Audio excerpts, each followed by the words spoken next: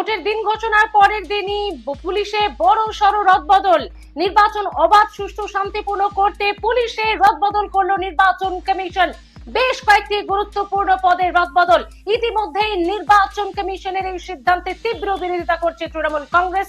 বিধানসভা দিনের মতো তারা ওয়াকআউট করেছেন তৃণমূল কংগ্রেস বিধায়কেরা।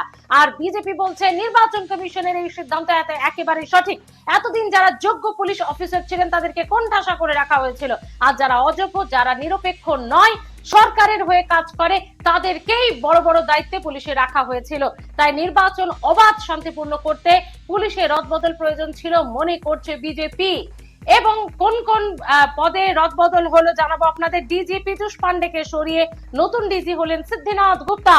কলকাতা পুলিশ কমিশনার সুপ্রতিম সরকারের বদলে নতুন সিপি হলেন অজয় নন্দ। নটরাজন রমেশ বাবু তিনি ডিজি কারেকশনাল সার্ভিসের দায়িত্ব নিলেন। Ajay Mukund Ranade ADG IGP law and অর্ডারের দায়িত্ব নিলেন।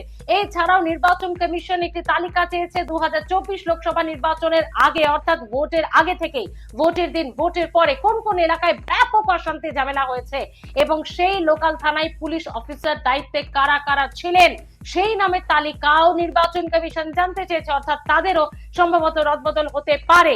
আর ইতিমধ্যেই রবিবার রাতে আপনারা জানেন স্বরাষ্ট্র সচিব এবং মুখ্য সচিবের পদেও কিন্তু রদবদল করেছে নির্বাচন কমিশন। সবটাই নাকি অবাধ ও শান্তিপূর্ণ ভোট করতে। আপনারাও কি সেটা মনে করছেন? তৃণমূলের বিরোধিতা কেন?